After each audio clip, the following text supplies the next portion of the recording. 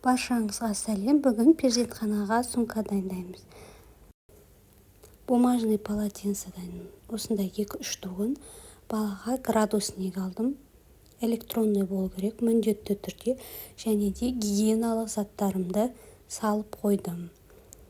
Тіс жуғыш, зубная паста, балаға арналған жидкое мыло, прокладка алдым, және де туға арналған пижама алдым.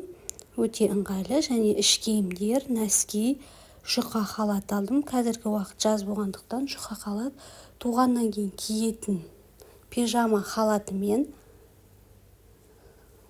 үлкендерге арналған памперс, орамал, туалетная бумага, резиновый тапочка міндетті түрде, және де төсектің тысын салдым. Бұның бәрі өзімнің жеке гигиеналық заттарым.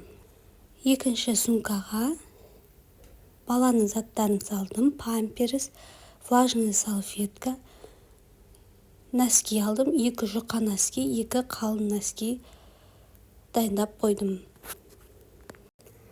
Қазір менде 39 неделя болғандықтан бүкіл заттарымды жинап, салып дайындап қойдым.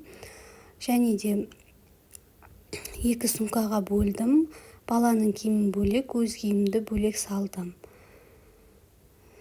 Парный ғып, распашонка, пазунки, бас киім бәрін бірдей ғып, алып бір наборды осындай ғып алдым, қалыңдау ғып.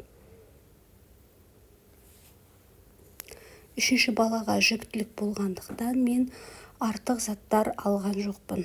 Өзім қолданған керек заттарды ғана салдым. Және де 3 пеленка салдым.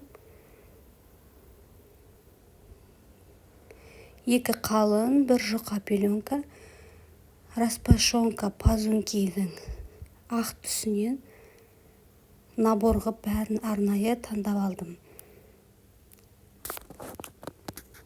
2 наборды жұқалау ғып алдым. Өйткені қазір мен жаз уақытында босанайын деп атқандықтан, күн ыстық болғандықтан осындай жұқасын алдым.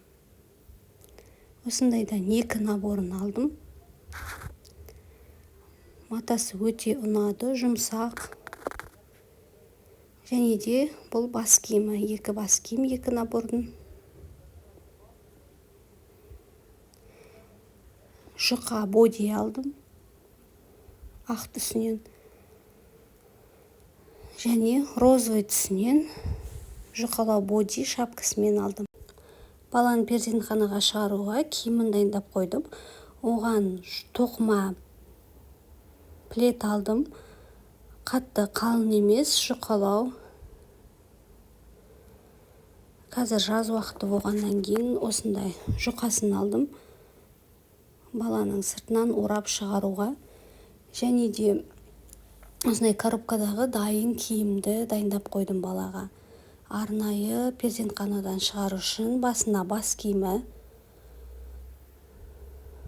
бантигі басына тағатын, көйлегі,